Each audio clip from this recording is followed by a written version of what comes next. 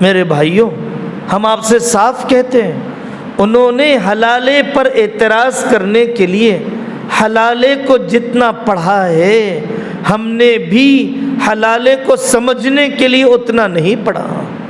طلاق پر اعتراض کرنے کے لیے جس گہرائی سے انہوں نے مطالعہ کیا، بہشتی زیور پر انگلی اٹھانے کے لیے دارالعلوم دیوبند کو انہوں نے جو مطالعہ کیا، ہم نے اپنی ضرورت سمجھ کر بہشتی زیور کا مطالعہ اتنا نہیں کیا۔ تاریخ مٹانے کے لیے انہوں نے جتنا ہماری تاریخ کو پڑھا ہے، ہمارے مدرسوں میں تاریخ کا تذکرہ بھی نہیں ہے۔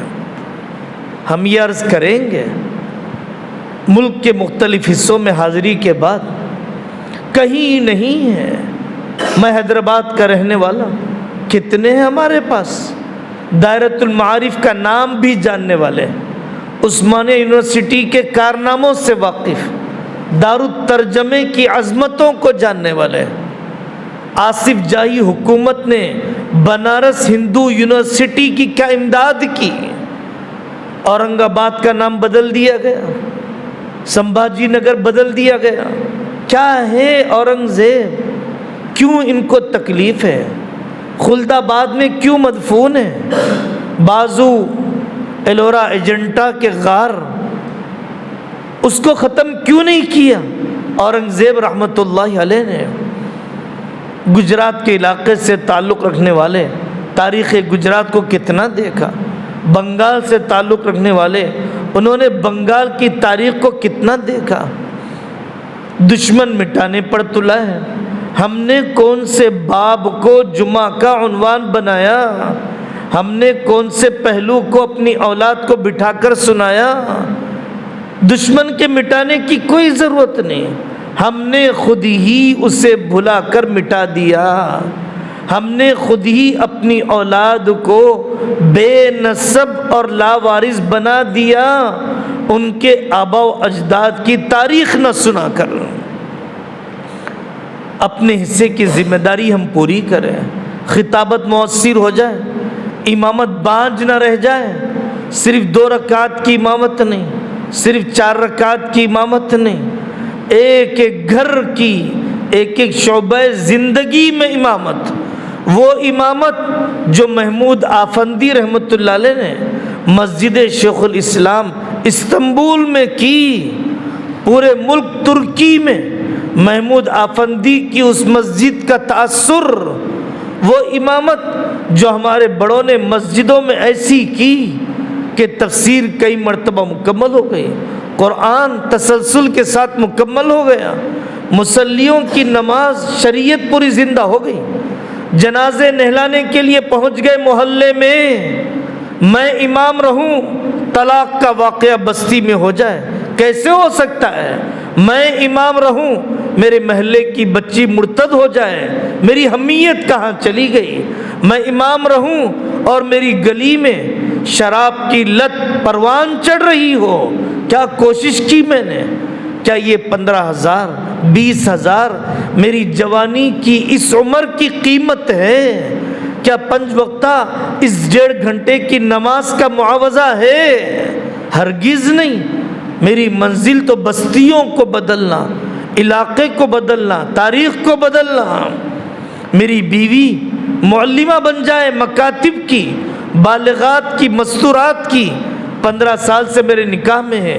میری بیٹیاں، میری بہنیں محلے کی ڈاکٹری پڑھنے والی بیٹیوں کو اور ماڈرن سبجیکٹ پڑھنے والی بیٹیوں کو جمع کریں، شادی کورس سکھائیں، طلاق خلا کی کونسلنگ کریں۔ نفع پہنچانے والے کی ہر زمانے میں قدر ہوتی ہے۔ ٹٹول کر ہم دیکھ لیں، میں نے اس بستی کو کیا نفع پہنچایا؟ بیواؤں کے کتنے وظیفے میرے ذریعے سے اس بستی میں پہنچتے ہیں، کتنے یتیموں کی کفالت میں نے اس بستی میں کی۔ میں 10 سال سے اس مسجد میں امام ہوں، اگر میرا جنازہ آج اڑ جائے تو عالمانہ ذمہ داریوں کو سنبھالنے والے کتنے بیٹے ہیں؟ یہاں کی کتنی بیٹیوں کا ایڈمیشن میں نے بنات کے مدارس میں کیا۔ میں مکتب کا استاد ہوں، کتنے طلباء کا قرآن مکمل ہوا میرے ہاتھوں پر، کتنے بوڑھوں کی وصیت لکھوائی، کتنوں کی جائیداد شرعی ضابطے کے مطابق تقسیم کی، کتنے نوجوانوں کے دلوں سے شبہات کے کانٹے نکالے۔ 20 سال سے جمعہ کا خطاب کرتا ہوں، محرم کے موضوع پر کوئی نئی کتاب دیکھی، سفر کے موضوع پر حدیث کا کوئی موضوع پڑھا؟ جس خطابت نے میرے علم میں اضافہ نہیں کیا وہ سامعین کے علم میں کیا اضافہ کرے گا؟ جس خطابت نے میری کاہلی ختم نہیں کی وہ سامعین کی کاہلی کو کیا ختم کرے گی؟ جس خطابت نے میرے مطالعے میں اضافہ نہیں کیا وہ سامعین کے مطالعے میں کیا اضافہ کرے گی؟ عوام بیوقوف نہیں ہے، وہ جانتی ہے کون اخبار دیکھ کر بیان کرنے آیا ہے، کون گہرا مطالعہ کر کے آیا ہے، کون جانتا ہے افکار منحرفہ، کون اس قابل ہے کہ اس کا پورا بیان سنا جائے، کون اس قابل ہے کہ اس کے جملے ایک ایک تراشیدہ تعبیر کو سنا جائے، اور کون اس قابل ہے کہ اس کے بیان میں سویا جائے۔ پڑوسی ملک کے بڑے عالم شیخ الاسلام تقی عثمانی صاحب دامت برکاتہم کے استاد سلیم اللہ خان صاحب رحمۃ اللہ علیہ فرماتے تھے، جو خطیب محنت سے سناتا ہے لوگ محنت سے سننے آتے ہیں، جو بے محنت سناتا ہے لوگ اس کی بات سننے کے لیے محنت بھی نہیں کرتے ہیں۔ خطابت کی طاقت ابواب عقیدوں کے، ابواب عبادات کے، ابواب معاملات کے، ابواب معاشرت کے کس کس کا استیعاب کیا جا سکتا ہے؟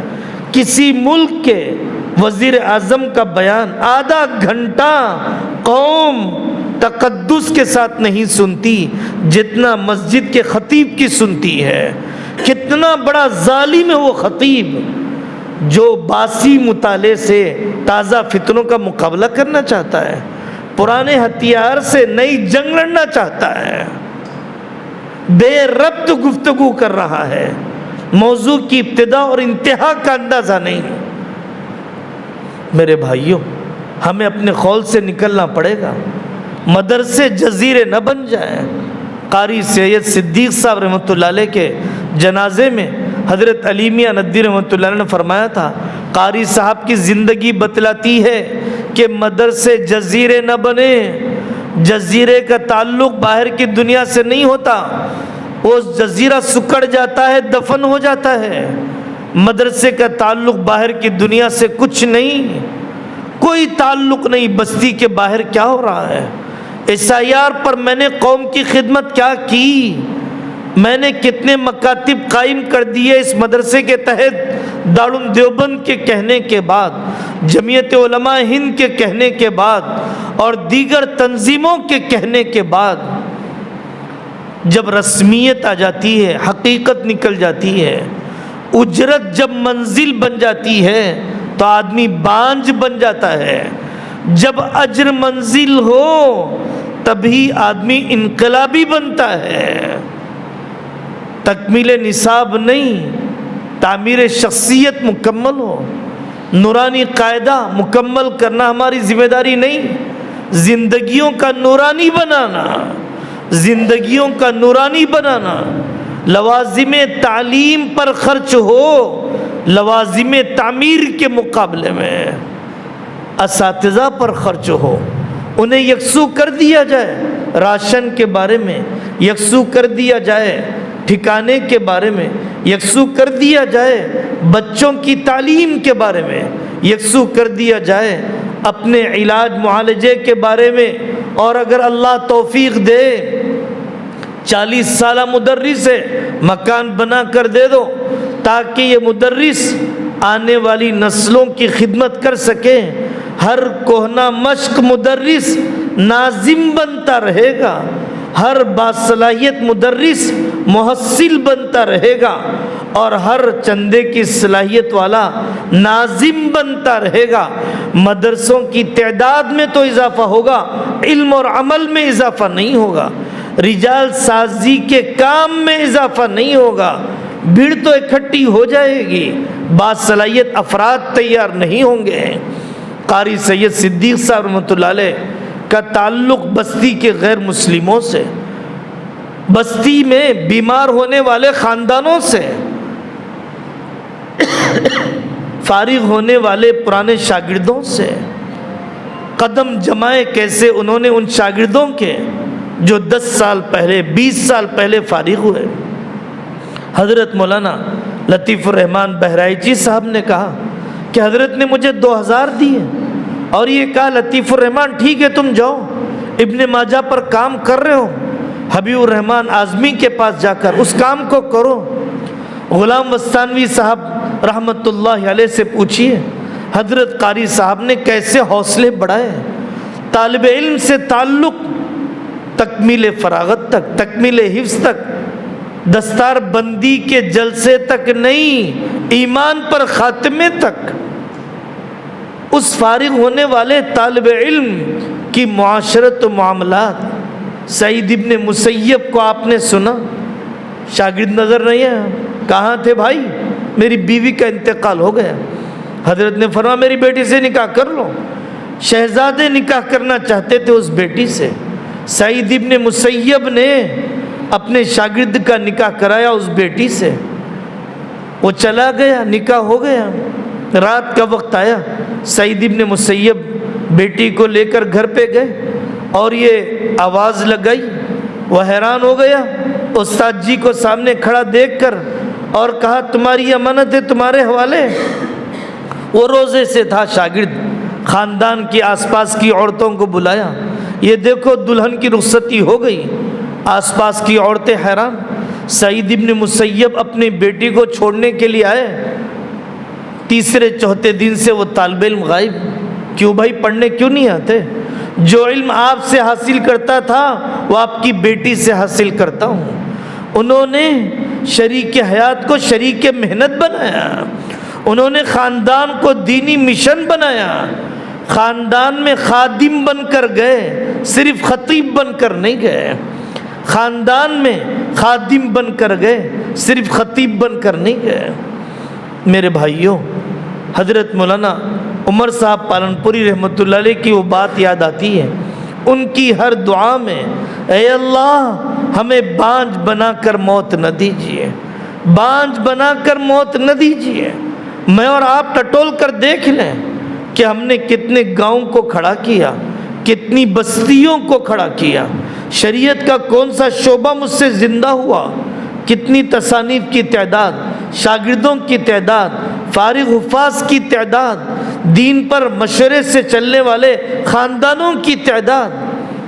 اگر ہم اپنی دائرہ افادیت اور اپنے دائرہ افادے کو اور اس کی وسعت کو ناپ کر دیکھیں گے تو اندازہ ہوگا۔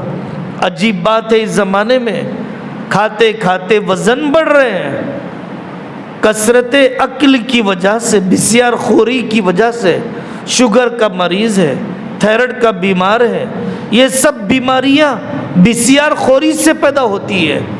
کھاتے کھاتے بہت کم جسم ایسے ہیں کہ جن کے معتدل ہیں، لیکن ڈر ہے فاقے کا، ڈر ہے فاقے کا۔ 5 وقت کھاتے ہیں بعض علاقوں میں، پھر بھی ڈر ہے خدمت دین میں لگوں گا کہاں سے کھاؤں گا۔ ہارون رشید رحمۃ اللہ علیہ ایک اللہ والے سے بات کر رہے تھے، حضرت کچھ ضرورت ہو تو بتا دیجئے، تو انہوں نے کہا ہارون کیا اللہ تجھے تو روزی دے مجھے نہ دے؟ ایسا ہو سکتا ہے؟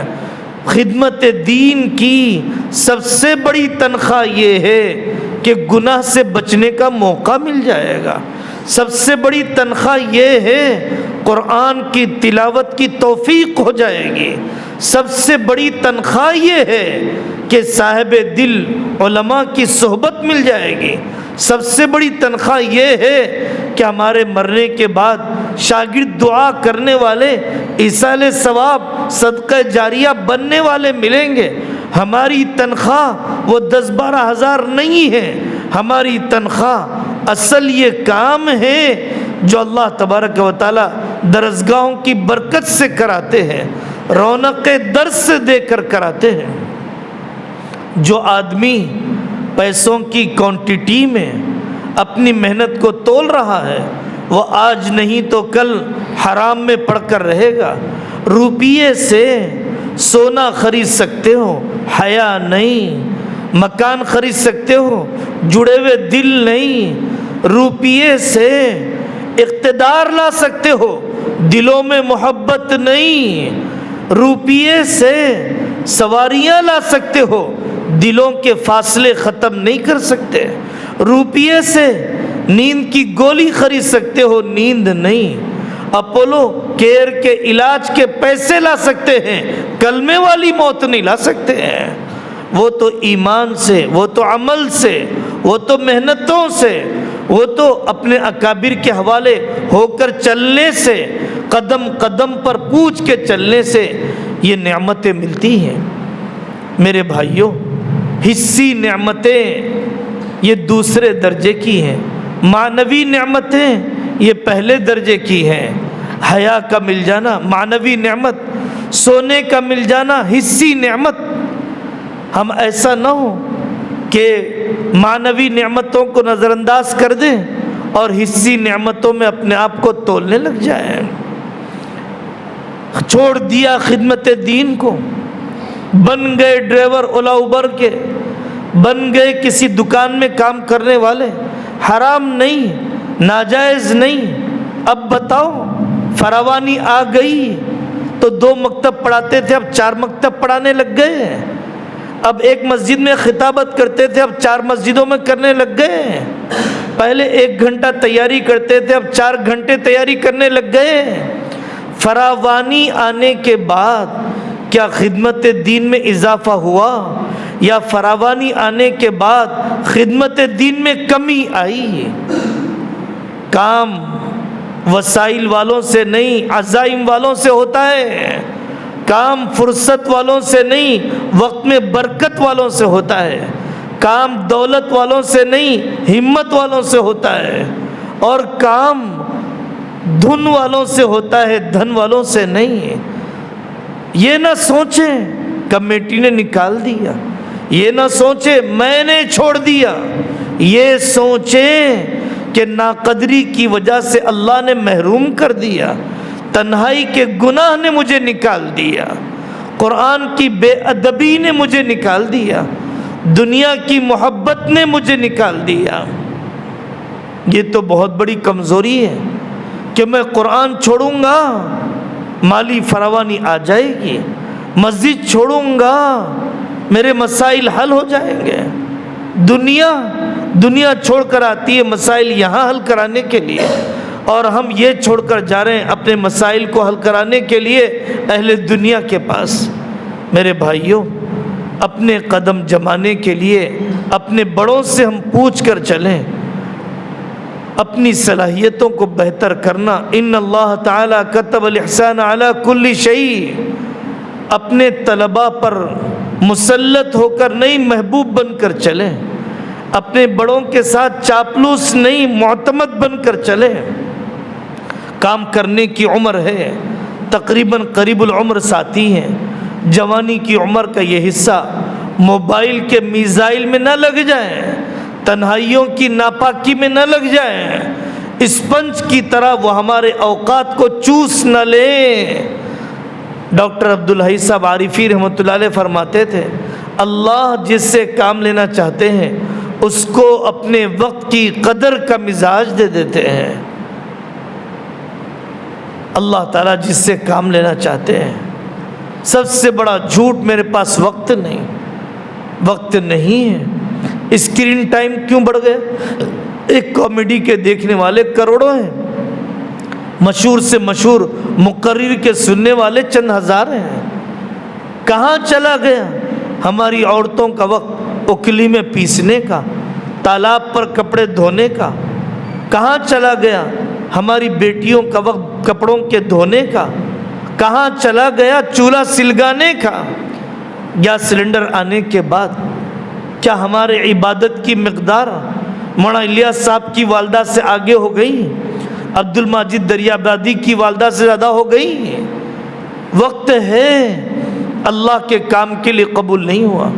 میرے بھائیوں دھوکے میں نہ رہے، ہم موت سے ڈراتے ہیں خود بھی ڈریں، آخرت سناتے ہیں اپنی آخرت کی فکر کریں۔ اس زمانے میں ڈائلیسس کا مرض، اس زمانے میں کینسر کا مرض، اس زمانے میں دوسری مہلک بیماریاں اتنا جلدی حملہ آور ہو رہی ہیں، قدر کر لیں ہم اپنی زندگی کے صحت کے دور کی، ہم قدر کر لیں اپنی جوانی کے زمانے کی، اپنے مطالعے کی مقدار بڑھائیں، ہم امت میں فاصلہ کم کرنے والے بنیں، فاصلہ بڑھانے والے نہ بنیں۔ بہت صلاحیتیں ہیں امت کے اندر، ملاقات تو کرو، اپنے اداروں کے احسان مند رہو، اپنے اساتذہ کے احسان مند رہو، اپنے شاگردوں کو رابطے میں رکھو، اپنے بڑوں کی طرف سے آنے والی ہدایات پر عمل کیا جائے، سوچا جائے میں کیا کر سکتا ہوں، اسکولوں کی اسمبلی میں جا سکتا ہوں، سنڈے کلاسز چلا سکتا ہوں، ایوننگ مکتب چلا سکتا ہوں، گرمائی کلاسز چلا سکتا ہوں، نوجوانوں کے لیے اسپورٹس رکھ کر کھیل کے نام پر دین سے جوڑ سکتا ہوں، میں جاؤں گا ملک کے مختلف علاقوں میں، لوگوں ان حالات میں آپ کیا کر رہے ہو بتاؤ، بھٹکل جائیں گے آپ، دیکھیں گے 1200 سال سے دارالقضا چلتا ہے، 200 سال کے مقدمے محفوظ ہیں، آپ جائیں گے وانم باڑی، دیکھیں گے کہ پورے محلے میں الیکشن نہیں ہوتا کونسلر کا،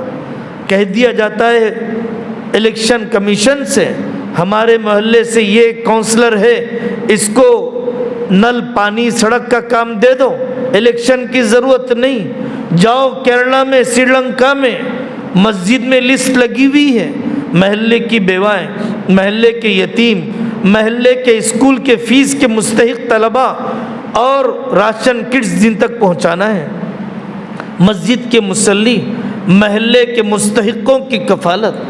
قطر میں دیکھیں گے مسجدوں کے بازو لائبریریاں، مسجد کے بازو کھیل کے میدان، امریکہ میں دیکھیں گے مسجد کے بازو بڑا جیم بنا دیا گیا، ورزش کی جگہ۔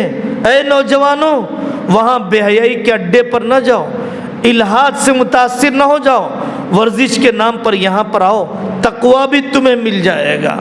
آپ جائیے صفا بیت المال، کئی ہزار عورتیں بالغات کے مکتب، ایک ایک مکان کے اندر 2.5 گھنٹے۔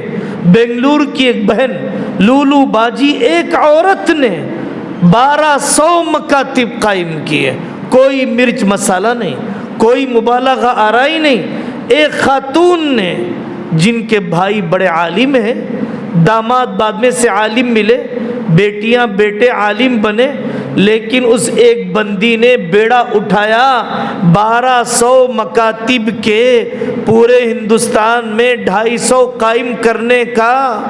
پڑھانے والے پونا میں اندھوں کو پڑھا رہے ہیں، گونگے بہروں کو پڑھا رہے ہیں، پڑھانے والے میلوی شارم میں اندھوں کو دارالعلوم دیوبند میں داخلے کے قابل بنا رہے ہیں، نہیں پڑھانے والے صحت مندوں کو بھگا رہے ہیں، نہیں پڑھانے والے صحت مندوں کو معذور کر رہے ہیں۔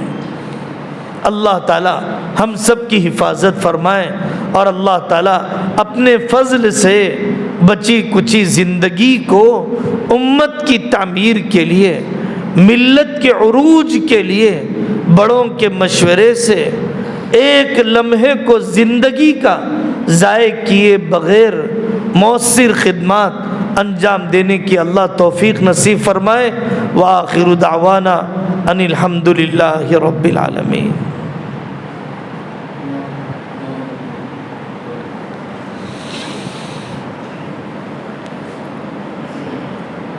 الحمد للہ رب العالمین۔ اللہم صلی علی محمد وعلی آل محمد وبارک وسلم۔ اے اللہ معاف فرما دیجئے، معاف فرما دیجئے، معاف فرما دیجئے۔ دین نگاہوں کے سامنے مٹتا رہا، ہم نے کچھ نہیں کیا، اے اللہ معاف فرما دیجئے۔ ناقدری کو معاف فرما دیجئے۔ دشمن کوششیں کرتا رہا، ہم صرف باتیں کرتے رہے، ایک زائد آنسو نہ نکلا، ایک نیند کی مقدار کم نہ ہوئی، ایک لغویات و محرمات کی مقدار کم نہ ہوئی، 1 روپیے کے صدقے میں اضافہ نہ ہوا، اپنے بھائیوں بہنوں کے جنازے اٹھائے، کورونا کے لاوارث جنازوں کو دیکھا، ایک سجدے میں ترقی نہ ہوئی، ایک اوابین لمبی نہ ہوئی۔ اے اللہ ہماری بے حسی کو معاف فرما، اے اللہ ہماری بے حسی کو معاف فرما۔ یہ ہمارے اکابر، یہ ہمارے عزیز احباب آپ ہی کی محبت میں آئے، خدمت کے جذبے والے، فکر آخرت والے۔ اے اللہ ہم سے کچھ نہیں ہوتا، آپ کے کرنے سے ہوتا ہے، آپ کے اسماء حسنہ کا واسطہ، آپ کے اسم اعظم کا وسیلہ۔ اے اللہ ہمیں زندگی کے ہر لمحے کی قدر کرنے والا بنا، ہمارے خاندانوں کو دینی مشن بنا، ہماری صلاحیتوں کو مایوسی پر، جذباتیت پر، کھچاؤ تناؤ پر، اکھاڑ پچھاڑ پر، نفسانیت اور لغویات پر لگنے سے حفاظت فرما دیجئے، حفاظت فرما دیجئے۔ اے اللہ یہ علماء، یہ ہمارے عزیز ساتھی دنیا کے جس چپے میں جائیں محبوبیت عطا فرما، مخلص اعوان و انصار عطا فرما، قلوب کو متوجہ فرما، مرجعیت مقدر فرما، اشرار کی شرارت سے حفاظت فرما۔ اے اللہ بیمار ہے شفا دے دیجئے، خاندان کٹے پھٹے ہیں جوڑ دیجئے، علاقوں کے مسائل ختم فرما دیجئے۔ اے اللہ قانونی رکاوٹیں ہیں ختم فرما دیجئے، اولاد نافرمان آنکھوں کی ٹھنڈک بنا دیجئے، سسرال کو موافق دینی مزاج والا بنا دیجئے۔ اے اللہ حفاظت فرما دیجئے، دجال کے فتنے سے بچا لیجئے، جن مقبول بندوں کے نام لیے گئے اے اللہ ان کی طرح خدمت دین پر موت عطا فرما، دنیا کی محبت دل سے نکال دیجئے۔ اے اللہ آخرت کا غم عطا فرما دیجئے، رونے والی آنکھیں عطا فرمائیے، ہماری آنکھیں اپنے شاگردوں کے ذریعے سے ٹھنڈی فرما دیجئے۔ اے اللہ امت کے ایک ایک طبقے کی تربیت اور ان تک دین اسلام، ان کے متعلقہ معلومات کے پہنچانے کے سلیقے بھی دے دیجئے، مواقع بھی دے دیجئے۔ سبحان ربک رب العزت عما یصفون وسلام علی المرسلین والحمد للہ رب العالمین۔